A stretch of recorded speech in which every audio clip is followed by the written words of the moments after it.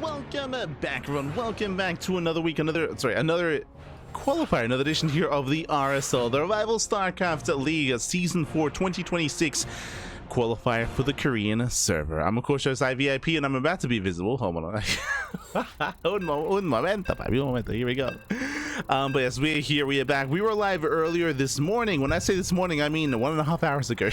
We were live an hour and a half ago with the Americas qualifier, but now we're here with the Korean qualifier. Let's go. Bearing in mind these are server qualifiers, not region locked or region based qualifiers. And here we go. We're jumping into our first series of the broadcast. And this morning in the top left hand corner of Ruby Rock, we have the South Korean Terran player. We have the Red Terran. It is GuMiho.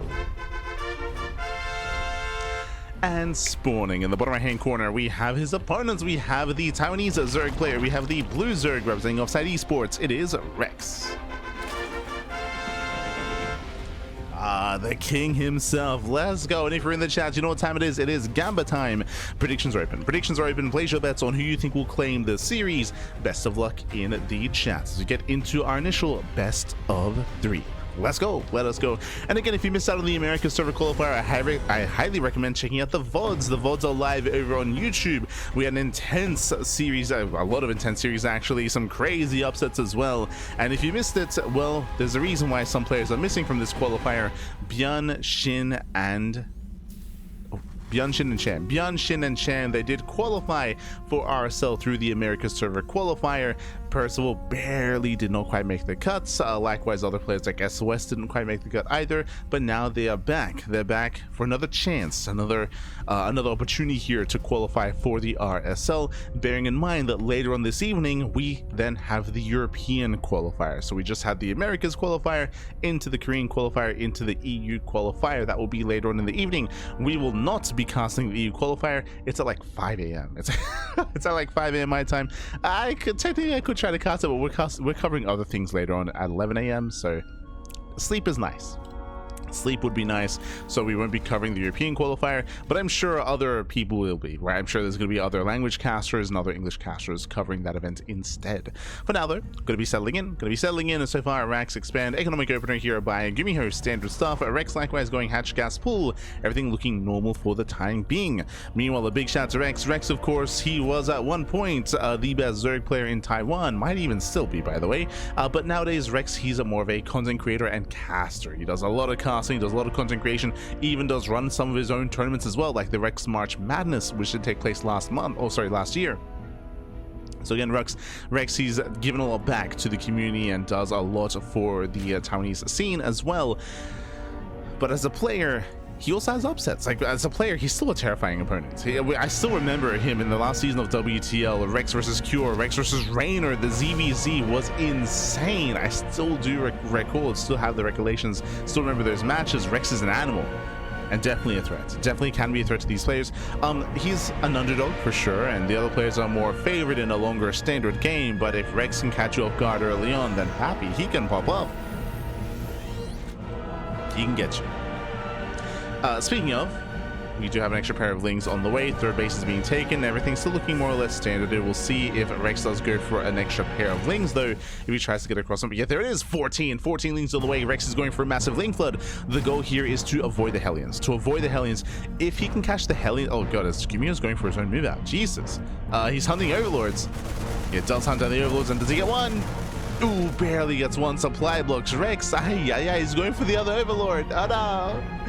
He's going for the other Overlord as well. Now, thankfully, Rex was already making links. His goal here was for economic damage, but now his goal is to shut down these Marines. But can they shut down the Hellions? The problem is they have to reveal themselves.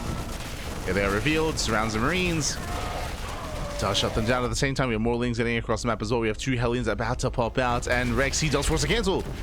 It does cancel the CC. Lings, they attempt to surround. They don't quite get it. Nice movement here with the SCVs. They protect their body block for the Hellions. More lings they come in from behind, and SCVs, they will go down. Oh my God, they line up though. Jesus, the Hellion volleys are crazy. 4 SCVs. That could have been so much worse. Despite that though, 4 SCV kills canceled the third CC. True, did cancel the command center, so damage was done. And now we can take a moment. We can take a breath here. Now we can focus on droning, on saturation. GuMiho's third CC is delayed, so he does take a bit of a blow economically, but he does still have these Hellions. He has potential for damage, as I believe he will be making more Hellions behind this. He has a reactor on the factory. we'll keep an eye on him. Still just catching up, still recovering. Moving out with now 6 Hellions. And yeah, we have more. Yeah, 2 more on the way, getting up to 8. GuMiho, he is one to mix in mech from time to time, so mech is on the table. Not saying he will 100%, but it's something in the back of my mind. I'm sure in the back of Rex's mind as well. He does like to mech it up. Does like to mech it up. Hellions, they threaten a dive. They deny minings. 3 drone kills. 3 drones go down. GuMiho rotates over towards the 3rd base. Ooh, and denies more mining. Doesn't catch the larva. Does deny mining time. Nice counter damage here by GuMiho. And Jesus, how many Hellions are we making? Getting up to 10. Jesus. 10 Hellions on the way. Ashema, Ashema.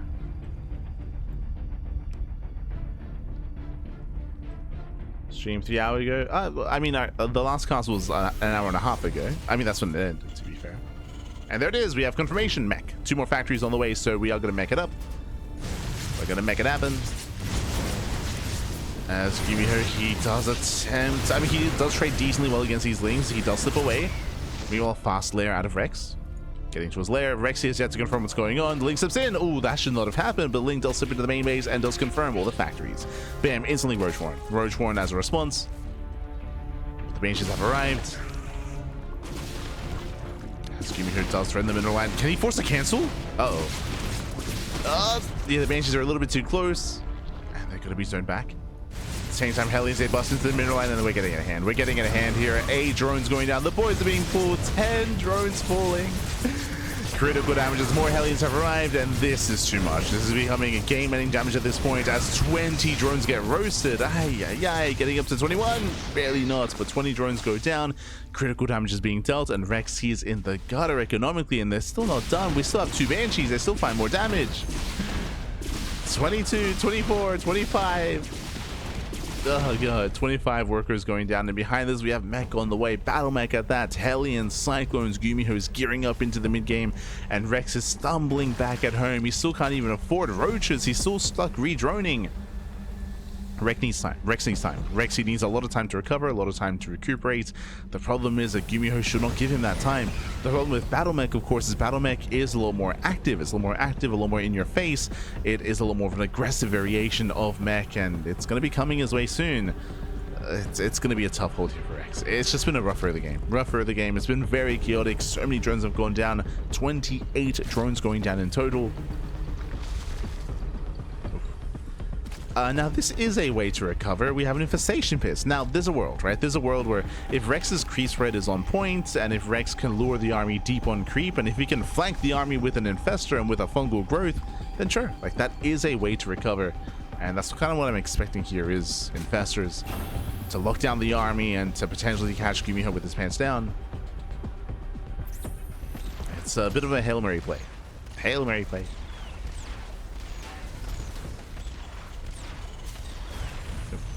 Jeez, the range. And there it is, 2 infestors. 2 infestors, again, looking for those fungals. Meanwhile, big shout to Silly W in the chat. God, yeah, hello, bienvenidos. Thank you so much for the support. For subscribing for 13 months. 13 months. Thank you so much. Do appreciate it. Hope you enjoy the content. Hope you enjoy the StarCraft. As here comes what we were scared of, the move out. GuMiho, he has Macro accelerators. He does not have Blue Flame, at least. But here comes the army. The Hellions, the Cyclone, the Battle Mech has arrived. At the same time, we do have those 2 infestors, and the fungal is going to be available. There's potential to catch those Cyclones. Can he catch the Cyclones?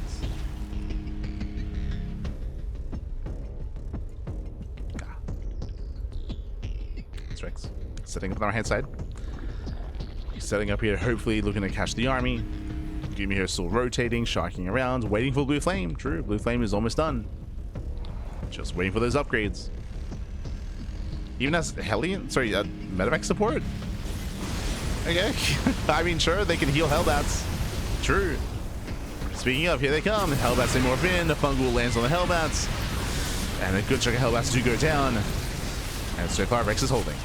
Rex does hold on. He shuts down the Hellbats, forces them back. Cyclones do all escape. So far, so good. I mean, it was mainly killing Hellbats. They're a relatively cheap unit here, but Rexy does hold his own for the time being, and I believe he's holding onto another fungal. Oh no, did he lose an infestor? He did. An infestor was picked off, so he has no fungals left. He's making 3 more infestors. Takes a long time to gather that energy. He's making 3 more infestors. GuMiho still has momentum. He's moving out with his second wave, this time with Liberators and more Cyclones. Much more Cyclone heavy composition. Liberator harassing on the south side. GuMiho pushing right through the center. Pushing in between the bases, clearing out more creep.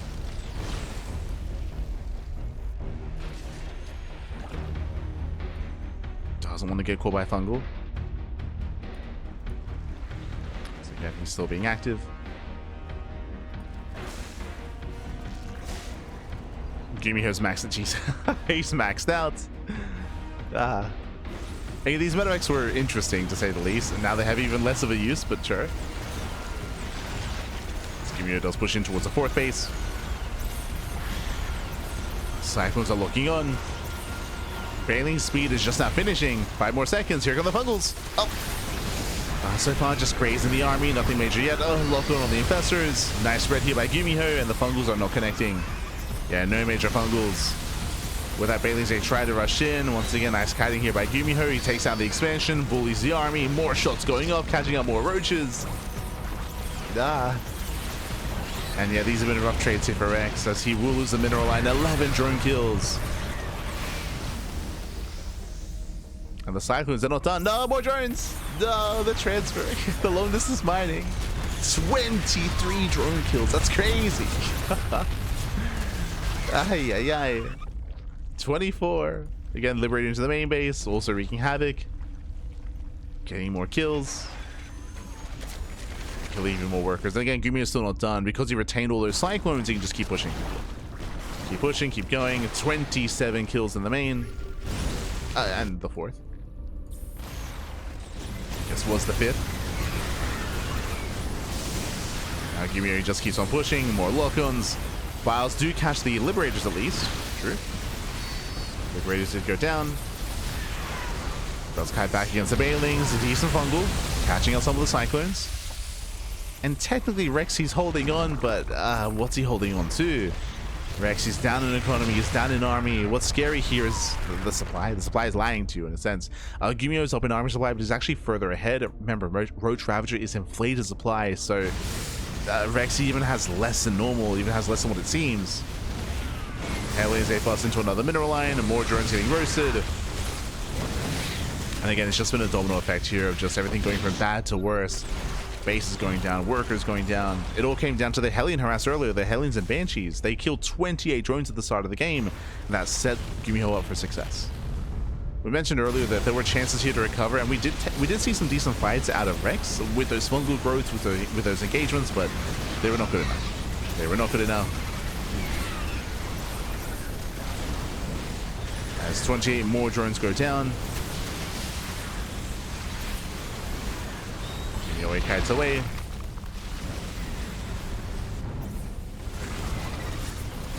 No, catching up. Three infestors go down. Should not have happened. Should not have happened here. And Rex is just being torn apart. It's being torn apart. The northern 4th base does fall. 33 drone kills. Oh, I thought that was liberated for a moment. Another hatchery goes down.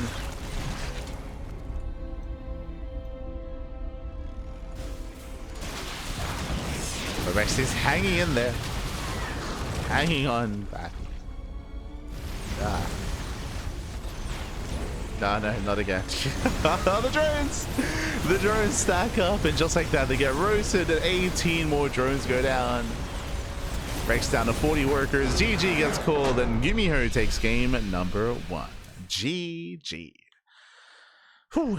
GG, well played. GuMiho does take a lead in the series. Again, GuMiho just had a very strong start to the game. When it comes to StarCraft, early game economic damage is brutal, and it does have this cascading effect. We saw that GuMiho, he killed 28 workers at the start of the game, so GuMiho, he got ahead early, and he stayed ahead. Rex, who was just unable to recover and recoup from those losses, just playing from behind the entire game after that early economic damage. GG. GG, well played. With that, GuMiho takes the lead in the series, but now we're going to be loading into game number 2. loading into game 2. Game 2 is going to be on the Old Republic, and we're hoping that Rex can have a cleaner early game here to build up into the mid game. If you remember, Rex initially wanted to be aggressive with Lings, but he kind of ran into a more aggressive Hellion setup from GuMiho, and the Lings, they didn't really get the damage he was hoping for. I was hoping for more, but we'll see. We shall see. Likewise, when it comes to GuMiho's play, do we see mech again? 2 games in a row? There's a high chance. There's a very high chance. We're going to be loading into a larger map, so I would say that Battle Mech is less effective here on the Old Republic, but we could see, I mean, there are other variations, right? We could see BCs, right? We could see BC Battle Mech instead. We could see a more Banshee-heavy composition. We could be seeing more traditional mech. There are options here for the Terran. Speaking of, spawning in the bottom left-hand corner of the Old Republic, we have the South Korean Terran player. We have the Red Terran. It is GuMiho. And spawning in the top right-hand corner, we have the Taiwanese Zerg player. We have the Blue Zerg representing Offside Esports. It is Rex. The Tyrannosaurus himself. Let's go, let's go. Whew. As we now enter game number 2 here, and again, eyes are mainly, I mean, I was going to say on the Zerg player, really on both. As I mentioned before, GuMiho is also a very chaotic and a very aggressive player. Personally, that's why I do appreciate casting GuMiho and watching him and seeing him play. GuMiho is anything but standard. I would say he's probably the most chaotic Terran player out there amongst the top Terrans. Yeah, specifically amongst the top Terrans. Does often do things his own way. I appreciate it. Do appreciate it. The downside is that he's very volatile. GuMiho, he reminds me a little bit of Hero, where because GuMiho comes up with his own builds, comes up with his own styles, is very unique in his own way, it means that at times he can look amazing, and other times he can fall on its face. Like, it's, the highs for GuMiho are high, the lows are low as well. So, can be very volatile in terms of results. Very volatile. But always a treat to watch. Always.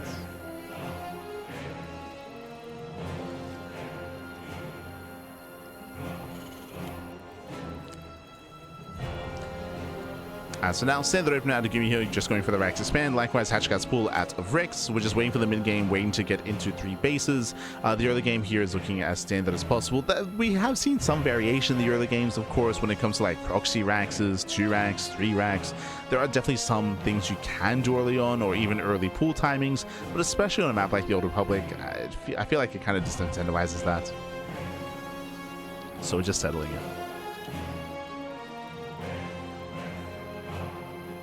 Rex is a fun caster. Let's go, let's go. Unfortunately, as much as I love Rex, he's a good dear friend. I haven't, not native language, so I don't tune into his cast, unfortunately. But good to hear that he's an entertaining caster.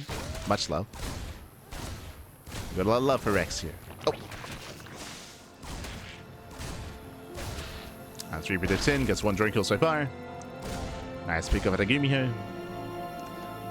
Kimiko is my favorite Terran to watch. Yeah, for sure, for sure. He's up there for me as well. He's up there.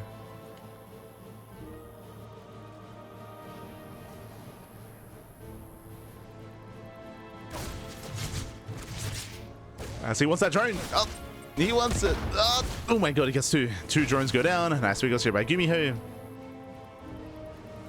As he does check the gases, no extra gas mining is going on. Can he get a 3rd drone? No shot. He should not. And he won't. Oh my god, as he does barely get away from the Queen. Second Queen is here on the left-hand side, and the Reaper, can he get out? 9 seconds away, he does escape. Ay, ay, ay. 2 drone kills, does get out of the main base. Back at home, what do we have to work with? 3 CC Banshee out of GuMiho. Standard build, standard game. Same opener that we saw last game, as we should be going for an add-on swap into Banshees, but the follow-up is what I'm interested in. Last game, he continued Hellion production, went for the Armory, went into 3 factories, into Mass Hellion, into Battle Mech. Do we see mech again? Do we not? Oh, already a unique variation here. Already an adjustment, I should say. Viking first. Does open Viking. Now, what is scary about a Viking opener? Viking openers typically entail BC. Typically. Not in this case, but a Viking does mean that you can hunt down the Overlord. You can hunt down the Overlords, and you can make sure that Rex doesn't scout your main. And because of that, very often we see a Viking be made, a fusion core at the same time, and then you can hide your tech and hide your build. And because of that, Rex, he's going to be second guessing himself, right? Once the Viking is revealed, is it BC? Is it Banshee? Is it a faster switch out into, you know, a heavier stim timing? Like, what exactly is going on? It's on Rex to confirm, and the Overlord is caught. Meanwhile, Lair first out of Rex, going for an earlier Roach Warren. I think this is a good call. The chances of GuMiho playing mech is quite high, so Roach Warren does make sense against that. We can see, though, Stim. Stim is on the way. There is no mech in sight. We are getting into bio. Stim is on the way. Double eBay as well for double upgrade. So GuMiho is switching gears, and Rex doesn't know. He doesn't know yet.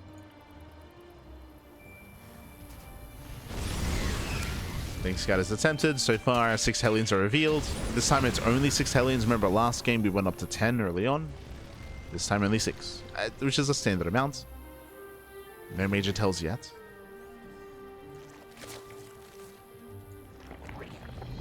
Rex taking his gases. Investing into Roach speed.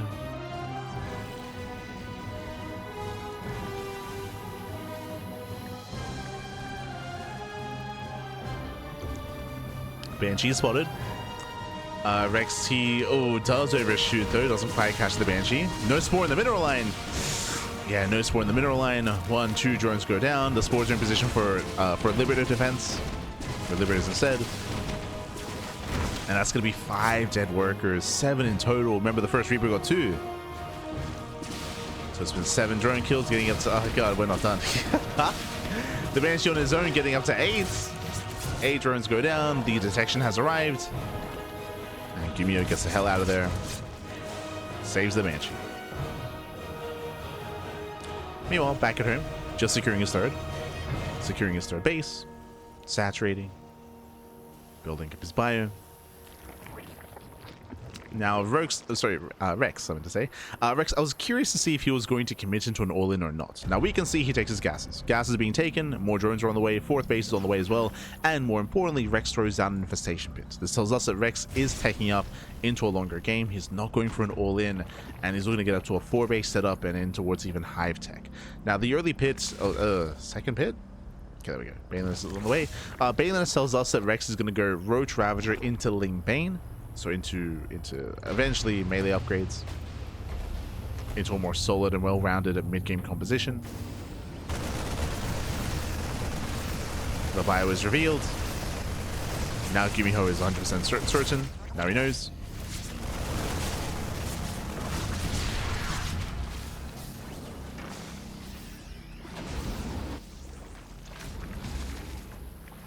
Rex is now aware. Instantly, we do have the Hive on the way. If we're rushing into the Hive, then the goal might just be to rush into the Ultra Cavern. Might be the go-to. The biggest downside here of this build and this style that Rex is going for is the lack of anti-air, right? There's no Hydrogen, there's no Spire, so drop play can be very frustrating to deal with. Your main form of anti-air is going to come in the form of the Viper. Like Vipers with Parasitic Bombs. And the Queens, of course. Now GuMiho is pushing. Here comes his move outs. What do we have to work with? We have 2 tanks. 2 tanks behind this. 4th CC is on the way. GuMiho is expanding. Oh, Baneling's speed is very delayed here. The Hive is what? The Hive is done before Baneling's speed. No. So late Baneling's speed here by Rex. Without Baneling's speed, he can't engage. Here come the Vipers. Viper production has begun. Banelings, they graze the army, but that's it. Yeah, no more Banelings here. Yeah, 20 Banelings morphing in. Are they going to be denied? No! Yeah, 0 Banelings. Without Banelings, there's no answer. The bio army cannot be stopped. GuMiho, he can stim, and he can win.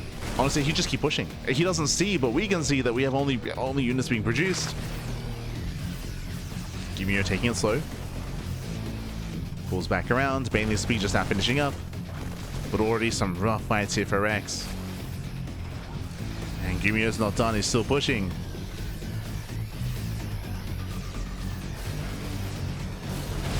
Here, Lee poking forward. His tanks are setting up. Now, there are 2 Vipers, if I recall correctly. Yes, we have 2 Vipers gathering energy. So some Blinding Clouds, some well-placed Blinding Clouds may be allowing Rex to take a fight and to clean this up. Tanks are sped. Here come the lightning clouds. Gets one. Gets one. Covers 2 tanks. There's still 2 tanks remaining.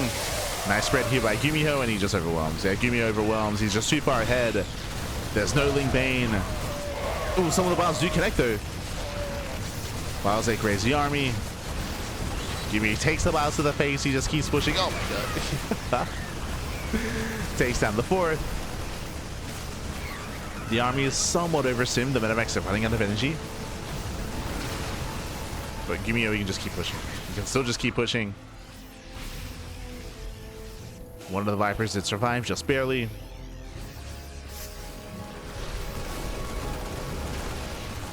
Now we have the Ultra Cavern on the way. At this point, Rex, it's a little bit ambitious. He's going for it.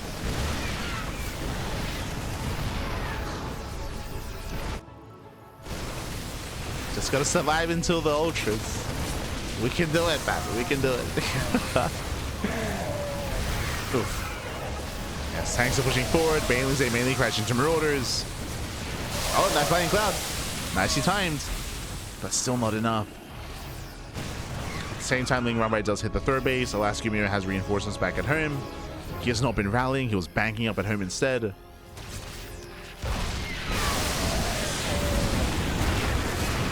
But now it's time to reinforce. And now it's time to move out. And when the reinforcement wave hits, Rex, he's not going to have enough to defend. He's going to have 1 Ultra. Let's go. He's going to have 1 Ultra list with 1 upgrades. 2 is still in the way. Kindness plating is not going to be done for it. Shout out to that 1 Ultra. Let's go.